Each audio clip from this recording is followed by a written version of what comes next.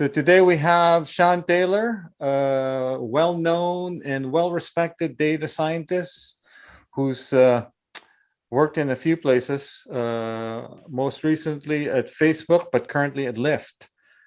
And we also have our managing editor, Jen Webb, who will actually be hosting this podcast. So take it away, Jen. Thank you, Ben, and welcome to the podcast, Sean. Thanks, Jen. Glad to be here. So why don't we start with just sort of a broad overview of data science in general. How have you observed the discipline evolving over the past several years, and what kinds of changes have you had to navigate through?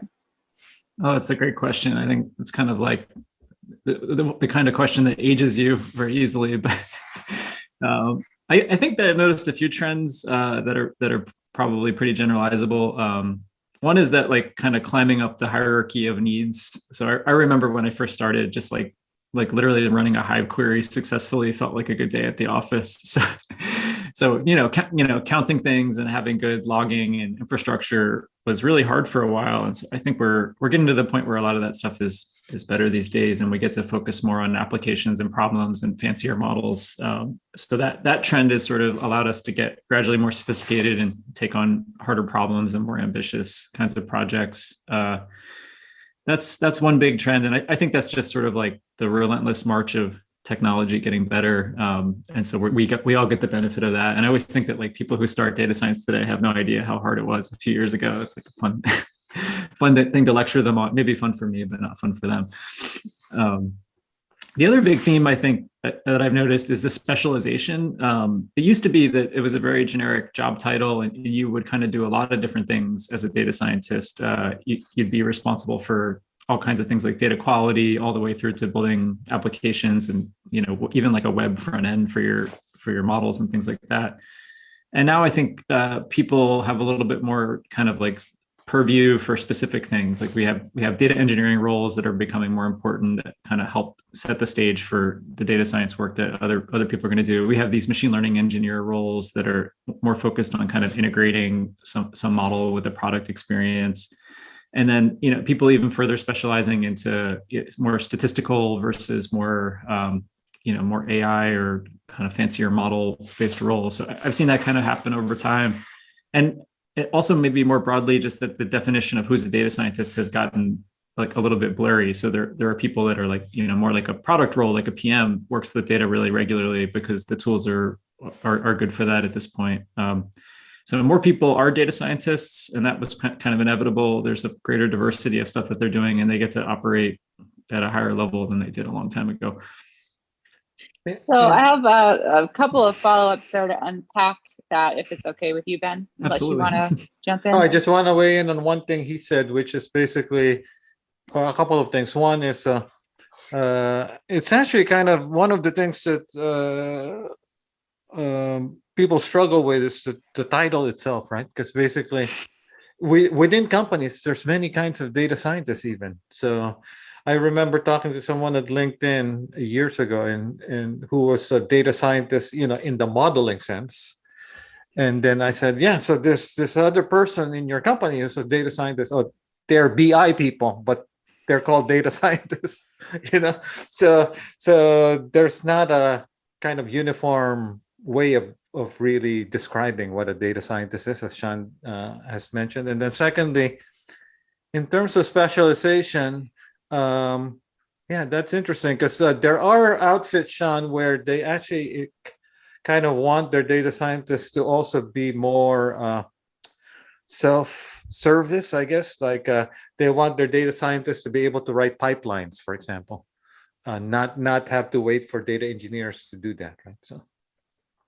Yeah, I think I'm. Oh, sorry. Go ahead, Jen. No, go ahead, John. I have noticed that too. There's sort of like different roles, and they call it the same thing. And the word data scientist is sort of very broad in general. And yeah, like the expectations are different. And it's one of the challenges I think people face when applying to jobs. I just had somebody ask me for advice about applying for the first job. He's graduating from his PhD in August. And he said, I don't know what these roles mean across all these companies. And I think it's something that we have to reckon with, is how do we set expectations for people about what job they're coming to do? It's pretty challenging. And of course, Well, there's kind of also, oh, so go ahead, Jen. go ahead, Ben. No. I guess one of the things that also in parallel is happening is that there's data science degrees, which also don't vary from school to school. So Dovetailing on what both of you were talking about there, what does the career path actually look like now when you want to be a data scientist or go into that field?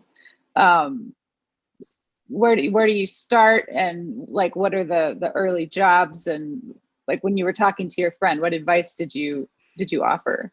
well, the first thing I would do is follow Sean on Twitter. And listen to a bunch of nonsense. No, I think it's really interesting how diverse the source of the people that become data scientists, the sources are. I tend to recruit from PhD programs because I look for more like a research background. So people that are finishing like a statistics or a computer science PhD who have decided that they don't really want to keep trying to publish papers to get tenure, and that's really challenging, and they like working with people more hands-on. And that's a great place to recruit. But I've noticed that there's lots of great undergrad programs that are producing really strong data scientists that don't have like 5 or 6 years of grad school under their belt, but they have all the technical skills and can kind of dive in and do high level work.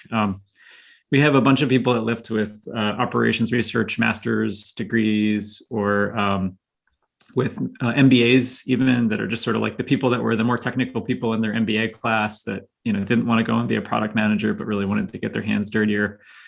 So there's just this like variety of sources, and I think that the thing that kind of unifies them for me is that they're all really curious people who like to learn. And it's kind of like that's exactly the skill set that you need to be a data scientist, is to love learning, because the field is changing quickly and there's always new tools and languages and packages. So the theme is that these people are just generalists that are good at picking up new skills quickly and talking to other people about their work and getting things done. And that's sort of like the only common theme that I can come up with. Even the quantitative and math skills thing is sort of like maybe not even as important these days, because I won't say that it's not important at all, but people that are broader thinkers that are good sort of problem solvers and good at being like critical of their own work is really like the thing that I think is like a big strong predictor of performance. And do you think that the training programs are keeping pace with technology? You mentioned, the need for curiosity and picking things up. Are the programs keeping pace? And is the university still the best place to start in this day and age? Yeah, that's a great question. I don't think I can say much about. I've hired a couple people who have like masters in data science program training. I don't know much about what they're learning. I looked at the Berkeley program a couple of years ago just to kind of get an idea of what they're doing there, and it did look like a strong program, and the instructors are all great, and I'm sure those people are getting great training. I think that so it's kind of funny, like data science is an empirical field, right? It's like it conditions on the data. The data has to be available. I think it's kind of the same thing for good data scientists have collected a lot of data about data science problems by working on a number of different things. And the people that I feel like have the best training often just have been exposed to a number of different problems and applications. And so I think that if to the extent that the programs are facilitating people getting their hands dirty with real data and real problems, then they'll be successful in the field. They're sort of training the algorithms of the people by giving them exposure to inputs and outputs of what do these problems really look like in practice, and what are we trying to optimize for, and how do I solve these problems in practice. So I think that the academic training is useful, certainly comes in handy when you know how to do stuff that helps you unblock yourself on a problem, but I think there's no substitute for having experience. Yeah, it's interesting because I advise this startup in London called faculty.ai. They started out more like an Insight Data Fellows, but they've since they still do that, but they now have a platform and a product. But anyway, so in their kind of fellowship program, they take these PhDs in the hard sciences and engineering in the top UK universities, so like Oxford, Cambridge, and they put them through this 8-week fellowship. So the assumption is these people are high IQ, they're super smart, So so the question is, can they program? So if they can program, well, then actually most of the fellowship, Sean, is focused on making sure they work on real world problems. Because Yeah, that's a good basically, focus. yeah, because basically that 8 weeks they pair them with a bunch of companies, and so they're working on real world problems. Because as Sean points out, there's really no substitute with that kind of work. Because basically, you can these days actually one of my pet peeves, Sean, is there's so many things you can grab on the internet, like Python notebooks, and yeah, you can run all of it, but that doesn't mean you actually have learned anything specific, right? Because basically it's when you're under pressure having to present something, think on your feet, to someone who's not technical, that's really when you realize how flawed or how good your work has been, right? So I think that's right. Anybody who reads my Twitter knows that I love cooking, and I think that there's a lot of analogies to cooking. And the way we're trained is that you watch somebody successfully complete a recipe on your YouTube video, and it looks like, oh, this is the easiest thing in the world, and it feels like that process is easy to execute flawlessly. But then when you go and do it yourself, there's a lot of like micro skills that add up to low variance in the outcome, and having kind of like fewer mistakes, and having people who consume the output have a good experience, and all those things take time to develop and practice. And so when chefs train, they train by just cooking a lot, and they cook the same thing over and over again and get really good at it. I think it's very similar with data science. I think you just really need to get hands on. And there's a lot of false confidence that comes from like the YouTube videos or from stepping through a notebook and feeling like you understood what happened. But there's a lot of stuff that went into that was probably like hidden from you when you were going through it. And so for years now, you've been a leader, leading data science teams and a leader in the industry. But you recently decided to kind of step back from that managerial position and work with smaller groups. Can you share some background on that decision about why you did that and how you approach your work now? Yeah, I think it's a good question. I really struggled with that because I love managing people, and it's been really fun for me to mentor younger scientists. And there's nothing more fun for me than having a one-on-one with somebody like a week after the last time I met them, and they've made all this progress and done all this great work. And all I had to do was like nudge them in the right direction. Maybe even not. Maybe they just did it all on their own. And that's a really fun activity for me. And I like managing. But it does really fracture your schedule and your brain. You sort of end up having to think about a lot of little things. And I think what I realized that, particularly at Lyft is a very simple company in a lot of ways. We have sort of like a few really core, very important problems. And I realized that I wasn't getting a lot of time to go like really in the weeds and in depth on some of these like really important big picture problems for the company. And I really wanted to carve out like more time and space to do that. So something kind of has to go. You have to create some space for it. And so I was managing about 13 people. Now I manage 5, and it should be a little bit smaller in the future. And that just kind of creates bigger blocks of time for me to think a little bit more deeply and just like do explorations. And so there's different kinds of curiosity. There's like breadth curiosity, where you have lots of different small things that you know a little bit about. What's that, like there's like foxes and hedgehogs. So for a while I was a fox. And I had to know a little bit about a lot of things. And I think right now I'm just kind of pivoting back to knowing a lot about one thing, which is our dispatch algorithm at Lyft. And it's kind of funny. I just had a one-on-one with a friend of mine I used to work with at Facebook this morning. And he was a manager, then an IC, and then back to a manager. And he said that something really interesting, which is he thinks that cycle was really useful for him. Like having been a manager made him a better IC, and having been an IC for a while made him a better manager. So maybe we have the wrong expectations about you have to choose one or the other. Maybe it's possible to go back and forth. So I'm going to be a test case for that, just like my friend, and see if his advice pays off. So the question is, with the rapid, I guess maybe it's all exaggerated, right? So if tools are changing so quickly, if you're a manager for so long, then you're going to have to brush up on the new tools. But then on the other hand, the counter to that, though, Sean, is something you mentioned earlier, which is basically the tools are getting easier. I mean, things that we labored to do many years ago are just completely automated now, Yeah, I think of it as I have this like mental model for tasks, which I don't know if you've heard of the well-traveled road effect, but it's the idea that the first time that you walk from your house to your new job, it feels like it takes a really long time, but then you do that commute like 100 times and then it starts to go by in the blink of an eye. And I think that the little things that we do every day to accomplish the big picture things that we want to do feel like that. So like sometimes like working on a project can feel really overwhelming because it feels like all the little steps that you have to do to get to the finish line, or each one of them feels like it's really hard and going to take a long time. And there's really no substitute for just like, if you do it a few times and build a little momentum, it can feel really trivial and easy. And then it becomes something that you even kind of take for granted and don't even think about anymore. And that's where I am in my transition back to a little bit more IC time. Is I think I'm still like rebuilding some of these skills, and yeah, some things have changed, and I'm having to learn a little bit of new things. But like I said about data science in general, I think if you don't like learning new things and maybe relearning old things that you knew before, then it might not be the job for you, because that's the one invariant that I can think of from my career, is that there's constantly something to learn. Yeah, pandas is still a pain in the ass, right? Yeah. I want to do a whole podcast about that.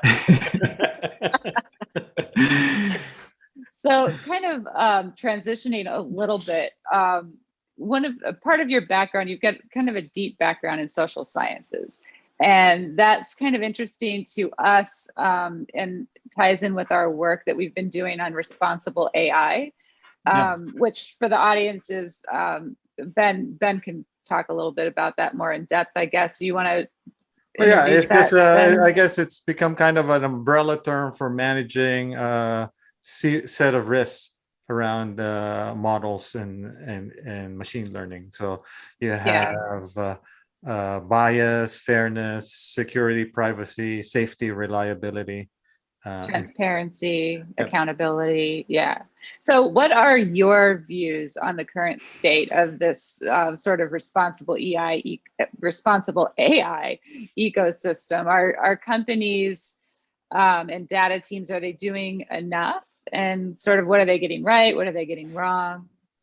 Yeah, this is a great question. I think I saw, while I was at Facebook for a few years, like the company a little bit kind of grow up through some growing pains of that. And I won't try to get too controversial about the Facebook angle, but it was very interesting to see the focus change from what's the average experience of a user to like the whole distribution of possible experiences that people can have with the products and services that we provide. And I think the social science lens is very good for that, because so if you go into the kind of stereotype is that economists train to study average human behavior, like what's a standard person do in a situation, and sociologists train to study the variance in humans, like find the parts of the people that are the most interesting, or the situations and environments that are the most interesting.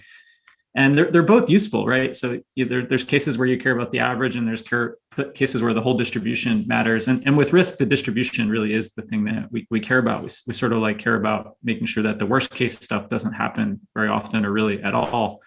And so, at Facebook for a long time, it was like we just aggregate all the data and say, like, is growth good? Is engagement good on average?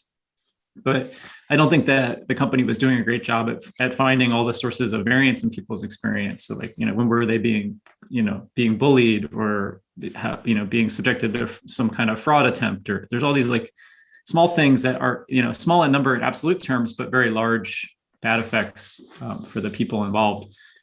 So I started to think about, like, I was in this conference a couple of weeks ago called the Frontiers of Causal Inference, and I was presenting some work about causal inference at Lyft. Causal inference is a statistical problem, but then one of the discussants for my talk said something. He said, "What you're doing is more like causal engineering. You're building systems that cause things to happen." And I really like that term. I think it sort of really reflects what we're doing. Is we're building things that people use, like engineers build like a bridge. And the difference between bridges and products that are digital is that everyone pretty much has the same experience for a bridge, and sort of like know the risks of building a bridge incorrectly. And engineers have a bunch of kind of hoops they have to jump through to make sure that a bridge is like certified to do the kind of like specs that it's supposed to hold up to. I don't think that we know what contracts we have with our customers when we build digital products. There's a bunch of expectations that people have that are like, reflecting their interest and their usage that we're not being very explicit about. And if we were being very good engineers, we'd probably go and like make sure that we have all the requirements listed so that we make sure that the stuff that we're doing kind of conforms to that. So I think that's the problem, is that we're really early days in thinking about all the sources of risk, all the different people and the diversity of use cases and experiences. And then these products are so complicated that there's really no way to kind of like accurately capture the whole distribution of experiences without really being very thorough. And so lots of challenges, but I think lots of opportunities for us too. And there's lots of good technology that's helping us get there. But I think like, what was building a bridge like 500 years ago is probably more like where we're at than like what was building a bridge today. Right. That and also, Sean, what do you think about the whole notion of just the workflow and processes themselves? So, and by that I mean, so are there QA testing, validation steps for responsible AI built in right now? And I think that's really a mixed bag, right? So across companies, so some companies really are more proactive, some are a little more we want to move fast and break things according to your I think it's a really great point that so everybody wants to build the thing but not test the thing. It's even in software engineering, it's the same thing. Writing tests sucks and writing the code is fun. So like everyone knows that. And but the tests are often way more valuable than the code because they verify the correctness of it. And I think that machine learning models, AI models are in a way just like really complicated code that we don't really understand. And so the tests become even more important because we can't really we can't like understand what it's doing from first principles just by looking at it.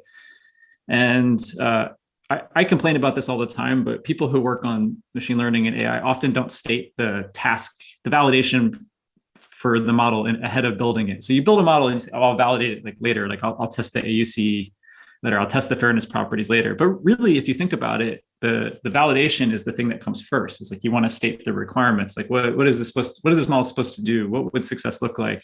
And then you go and build the model after that. And that's the kind of test-driven development version of AI and machine learning. And I think that's not really the culture these days, but it should be. And it's a little bit of this, like, the YouTube video and notebook example kind of way of thinking about things is all about getting to a trained model and a result, but really not about stating sort of like very carefully, what are you trying to achieve up front?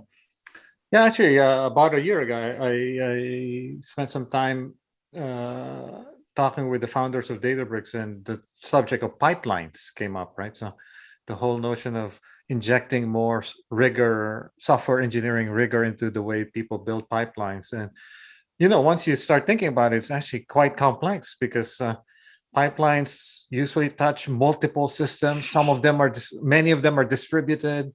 Maybe they have side effects writing to other systems. So just the whole unit testing, integration testing. Oh my God, everything is so fragile. It feels like this Rube Goldberg machine. There was a good viral meme of a guy like doing a machine learning pipeline, and it was like Rube Goldberg machine that he had to hand make everything work along the way. And I really do feel like that's kind of where we are. Is things are really brittle because they're very complex, and I lament that all the time because it really prevents us from moving more quickly and from solving problems more effectively. And I think it's because of the diversity of systems that need to interact with one another for something to work. Like, think about all the different phases of, like, you make a prediction and it goes into some decision. Well, that prediction had to come from like code that implemented the model, and then data that the model was trained on, and then the logging that implemented the capture of that data. Is all these little steps have to be right, and if any one of them's wrong, then it's all wrong. And that's like kind of like one of the most fragile things you could think of. By the way, I do also advise a law firm, the first law firm that specializes in managing risk for AI, and it's called B&H.ai. And one of the things I learned is, and actually it makes sense, but I'm not a lawyer, right? So lawyers actually consult other lawyers. So it turns out that a lot of what they do is basically providing legal counsel's advice, because legal counsels are now aware of all these risks. So now maybe the good news here is that maybe there will be more movement in this area from the business and legal and compliance side rather than the technical side, right? Yeah, I think that's a good instinct. It's just like more oversight and better understanding across more people is like, more eyeballs on the problem and the systems. It's probably always going to be better. Yeah, because they have some funny stories where when they're brought in by the legal counsel, they will talk to the data science teams, and the data science teams will tell them, "Well, that's not our job. Our job is math."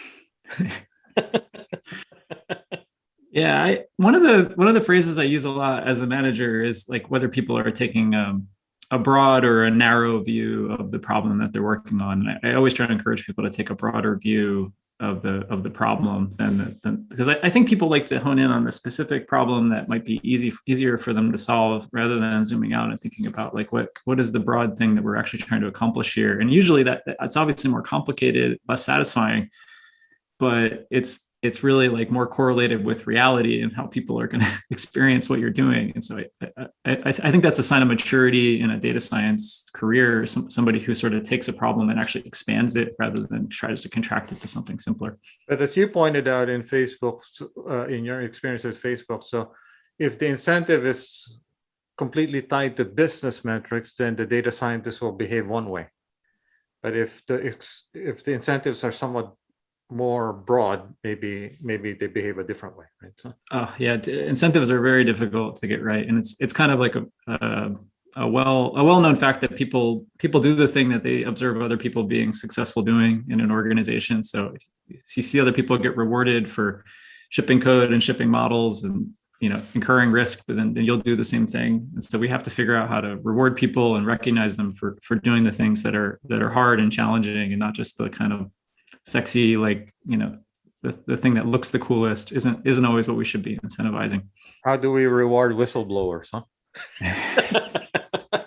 Yeah, it's right. One of the things that I think is like really stuck with me from Facebook is every Friday we had Q&A, and there'd be a 5-minute section of Q&A called Fix of the Week, and somebody's would come up and present sort of like a bug that they found and the results of having fixed it for the customers. And I always thought that like some of those fixes were way more impactful than any product launch that we did. They found, they would find sources of problems that but just by like fixing this little bug generated way more value than like any new product that was built over the last quarter.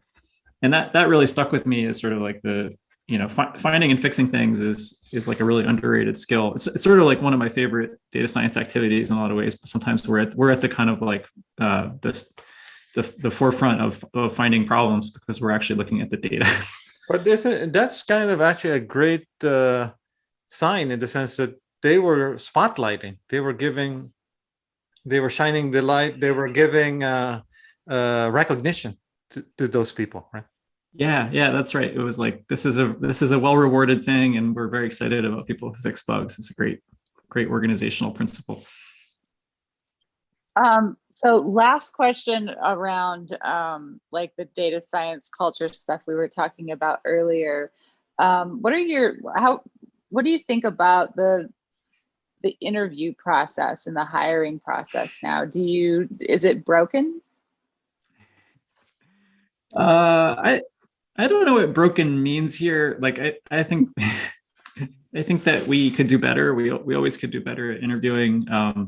So I have this like maybe faulty classifier model in my head for interviewing. It's like there's false positives and false negatives. So we make mistakes interviewing where we fail to hire people that could adequately do the job, and we also like hire people that don't really work out and aren't successful in their careers. And I guess the goal of good interview questions is to sort of like be the features for which we can kind of produce a high quality classifier, and also like we have to as a group make a decision and assign weights to those features. So maybe this is a simplification, but I really fixate on like, are we producing the information that we need to make a good decision? The trends that I'm liking are moving more toward more realistic like questions that reflect the nature of the work rather than toy questions that reflect whether you were able to study for an interview.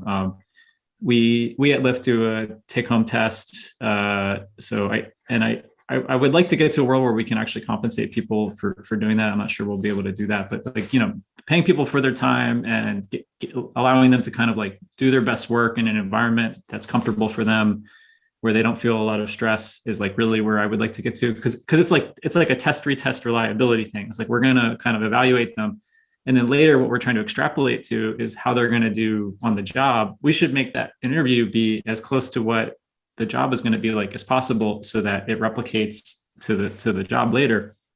And we cut all these corners because we have to do an interview in a day, and we have 45 minutes, and we to do like these questions. And so we're sort of like budget constrained on what we can actually ask for. So I think we can always do better. And the trends toward like spending more time evaluating people in a way that actually doesn't incur a lot of cost or inconvenience for them is really where I would like to get to.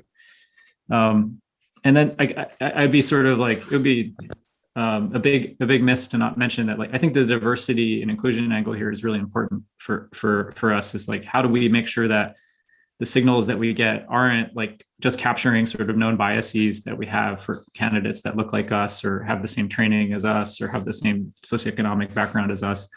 And that's a big thing that we're trying to kind of like weed out of the process. And the only real skill that I have there is like to like work on the unconscious bias training kind of stuff. Like, are we missing something? And kind of how can we correct for it? I years ago I spoke with Mariam Jahansani, who is a data scientist who specializes in hiring, helping companies hire. And one of the things she pointed out was just basically the job postings. If you write the job postings a certain way, then you're less likely to attract people of color or women, because maybe they suffer more from imposter syndrome. Yeah. And so she had all sorts of concrete advice about how you can broaden the top of the funnel, because she believes that if your top of the funnel is good, then everything kind of just takes care of itself. Yeah, I had a very recent experience that convinced me that that's true, which is I have a friend at work who was like, I know this person, she'd be great for your team, but I don't think she's going to apply. I want you to talk to her. And so I had a one-on-one with this person who hadn't even applied for the role, and I just kind of asked her about what she was concerned about. And it was honestly like whether she'd be successful at the interview process was a big stress for her. And I didn't really realize that people were just dropping out of the funnel thinking, maybe I'm not qualified for this job, or maybe this would be too hard for me to get the job. And so we don't even get to consider them as candidates.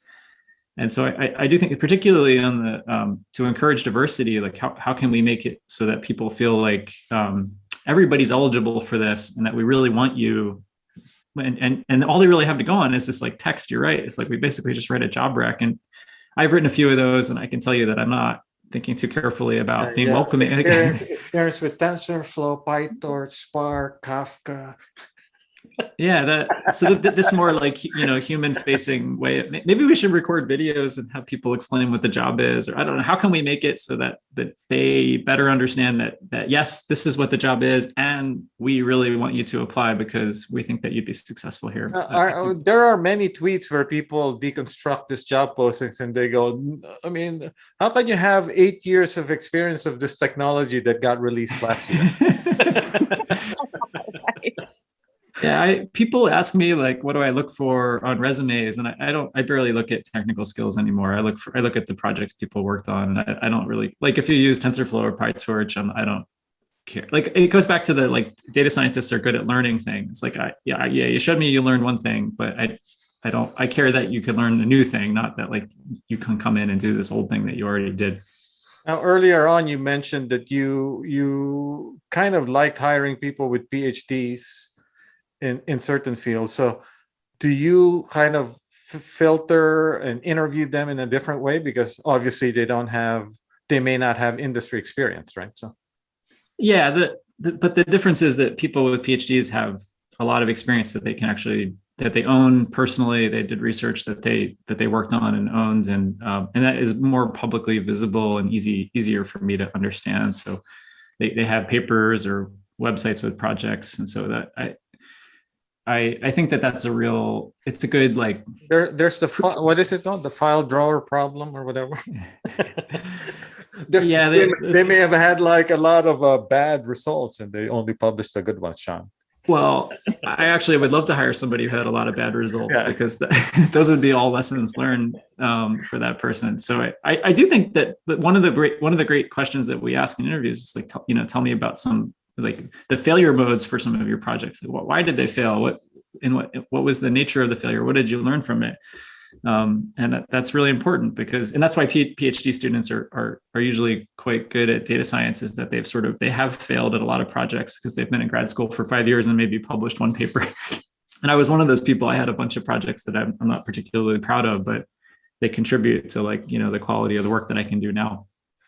But there's a lot of kind of informal signals that we in the industry use, right? So I mean, top of which is basically what school you went to, which basically really,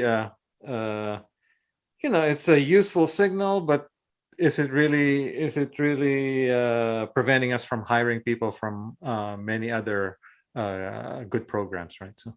Yeah, it's a good cheap signal, right? Like if you're doing like system 1, system 2 thinking, like the cheap fast signal is who did they work with, what school did they go to, stuff like that. And they're good heuristics. They do tend to select good candidates, but they have really bad recall. Like maybe high precision, low recall might be the way to describe those things.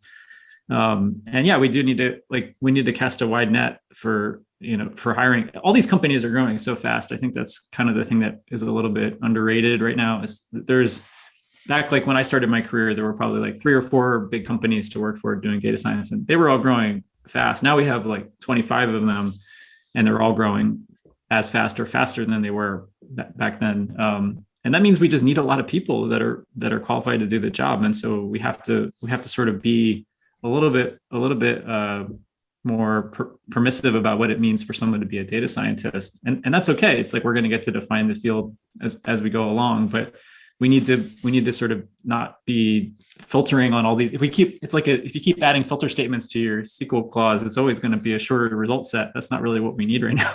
Exactly. Yeah. And so what about the emergence of all the automation and machine learning and data science? What sorts of skills and approaches do people and companies need to be thinking about now?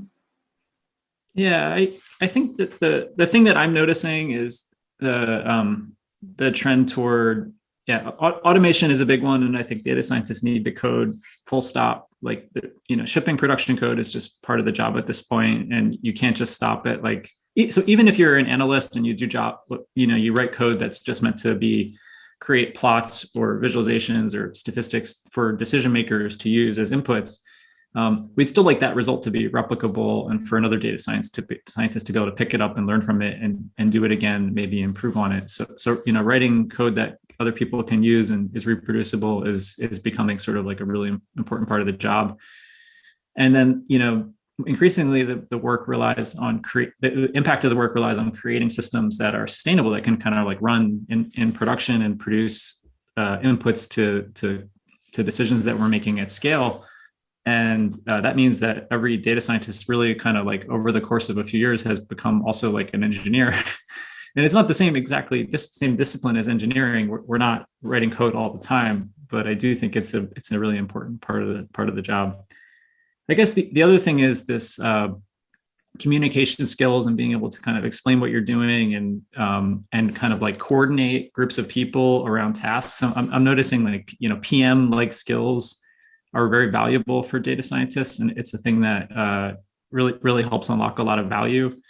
And that's a thing that it's a non-technical skill, but it matters a lot for getting things done within an organization that organizations have hard times prioritizing, choosing projects, picking directions, picking approaches. And data scientists are very useful for helping with all those tasks, but they need to be persuasive. And so communication skills and getting buy-in and securing trust with people is a big part of it. And then on the technical side, it would be a big missed opportunity to not say causal inference is very important these days. I'm a big causal inference person. I think it's a really underrated skill set. Just be a pearl, baby. There's a thing that Alex Demore, who's Although, years ago I had a conversation with David Bly. I'm going, I love this Judea Pearl stuff, but I don't quite understand what it is. well, it's a good, thinking about things in terms of DAGs is very useful. There's lots of skills there, but there's also just this like Alex Demore, who's a data scientist at Google, or he's a researcher at Google and Google Brain, said something at this causal inference workshop I was at that I thought was really useful. Like causal inference is a very useful toolkit when your data is collected in an algorithmically generated world, something like that. And that's sort of interesting. Like the data that is in your database has a selection bias. It's like the actions that you chose to take historically. So like Facebook news ranking data has examples of cases where we showed people stories, but we don't have the cases of like what happened when we didn't show them a story. And that's a causal inference problem. The toolkit of causal inference is very useful there. That's a type of confounding. And there's lots of technologies and methods in causal inference that help address those kinds of biases. And we have the same problems at Lyft. So like when we match a rider to a driver, we know what happens to those riders and to those drivers, but we don't know what would have happened counterfactually if we had matched that rider to a different driver. And that's really the first order question for us. And so these causal inference kind of ideas and the specific implementations of them are extremely useful in practice. And it's really something that's hard to find in data science training right now. But we need like a Prophet or a TensorFlow for causal inference, right? There's been some work on, standardizing some of the methodologies, but it's not all the way there. And we have a lot more to do. If it were as easy to, Prophet, the idea behind Prophet, by the way, was like, why is forecasting harder than building a classifier? It should be as easy as building. That was my idea. It was like, why is this so hard when I can just build a logistic regression and get a result really quickly? There's an equivalent thing for causal inference. If we can figure out how to like give people better tools and frameworks, maybe it'll be a little bit easier for people to access. So what's your take on, now we have all these great tools for hyperparameter tuning, AutoML kinds of things, right? So I'm actually kind of a big consumer of that, particularly RayTune. So then it kind of changes what you do in some ways. You spend a lot more time thinking about the problem, and then the modeling part used to be the highlight of your day, but now you have that kind of taken care of in some ways. So yeah, but in many ways, actually, it's more realistic of what you should be spending your time on, which is understanding the underlying data and the underlying problem, right? So yeah, I always tell people that are young in their careers, maybe this is like a real old man thing, but training a classifier is the most boring thing you can do. And I'm not sure they totally understand. Maybe it's like the first time you do it, it's really fun, but by the 100th one, okay, like I understand how to do this and I know how to get like an ROC curve, and it's not really like that challenging anymore. But when you start doing hyperparameter optimization, which it very much puts the task that you're doing at the forefront. It's like, what are you optimizing for? And what's the goal of this task? And I'd like to plug my friend Eitan Bakshi. He's a researcher at Facebook, has this package called Axe, which does Bayesian optimization. And they use it for online experiments, but you can use it for tuning hyperparameters for models as well. And as they're working on Bayesian optimization, within Facebook, one of the things that they hit upon was getting people to articulate the goal of their optimization is probably the hardest part. How do you like elicit from somebody, what are you trying to achieve with this optimization? And it turns out usually they have like more than one thing that they care about. It's like they care about 2 things or 3 things, and they want sort of like a little bit of all of those things. So, at Facebook, it's typically things like getting more engagement, but getting more retention, or like, and you can think about multiple objectives as capturing maybe risk as well, like fairness and risk and average performance are all things that are desirable properties. And so hyperparameter tuning really puts at the forefront, like, what are you trying to do here? And how are you going to like make a decision from this Pareto frontier of options that your model can generate? And I like that. It sort of like puts the human back in the loop in a way, which is like, it's not totally automated, because you really need somebody to come in and make a decision about what kind of world you want to live in at some point. Yeah, it's not quite, this is not quite the same, but somewhat related, which is in reinforcement learning, you have all these nice libraries now, but really it's what's the reward function? Yeah, that's exactly right. I think the choice of what you put in for the label is so important. And it's like, it's a real problem with the contrived data science examples is that the labels come from what you had in the database already. Usually that's not really even close to what you care about. And it's, as a good example, like long-term effects are really important at Lyft. So we care about, whether the customer sticks around for, a year or more. That's not really very readily accessible for a classifier to train. So we really need to think about good proxies for the goals that we have. Like how does long-term and short-term trade off? And like what, maybe the reward is actually some convex combination of a few things that we need. And how do we build a model that can kind of offer us options across those different things? So getting back, you were talking about profit a little bit ago, and we'd be remiss if we didn't ask just a little bit about that open source project. What do you think are some of the impacts outside of Facebook for profit? Yeah, I think I've heard from a lot of success stories from people at various companies that have Facebook so profit works well for forecasting data that were generated by humans, and usually things like counts of site visits or things that have like a real periodicity and growth to them. And lots of companies have data like that, like airlines, and I heard the Cal Academy, or sorry, the Cal Academy Museum was like forecasting site visits of people going to the museums, and so there's lots of people getting good results on applications that. And it's a property of the inductive bias of the profit model, which is it's good at certain kinds of time series data, and a lot of people tend to have data like that. So it's worked well. I don't hear from people who had bad experiences as often because I think they just give up and try something else. So I have a little bit of a selection bias in how well I think it works, and I'm trying to check that bias. But the main thing I've learned isn't that it works well in a bunch of different use cases. It's that the diversity of the things that people try to forecast and how inaccessible forecasting really felt to them before they had profit available. And now there's lots of other great packages that are probably better than profit for people doing this. But back when it was released, it wasn't a well-solved problem, and it was something that you'd have to really roll your own version of that. And that's fine. People can do that, but it's a gatekeeping and a blocking thing for people working on forecasting tasks, because it's really hard to kind of get over the hump of getting the expertise that you need to solve a business problem. And so I think that the real lesson that I learned from talking to lots of people about it is that profit isn't like the savior for them. It doesn't fix all their problems, but it's like an on-ramp onto thinking about forecasting as a problem that they can solve and they can continue to work on, and rather than a thing that they don't know anything about. And I really like that. It's sort of like a gateway forecasting package. And actually, so I can weigh in here. I can personally attest to how easy it is to use. The documentation is pretty good. I even hooked it up to my favorite hyperparameter tuning library rather quickly early on. Yeah. And then although I have a pet peeve because Facebook recently renamed it and broke everything, right? So from FB profit to profit. Yeah, that's my fault. Sorry. And then, but Sean, I don't know if you've heard of, there's a new library from LinkedIn. I like it too, Gray Kite. Yeah, I have. It's fast. It's fast. Yeah, it's not Bayesian. That's why, Sean.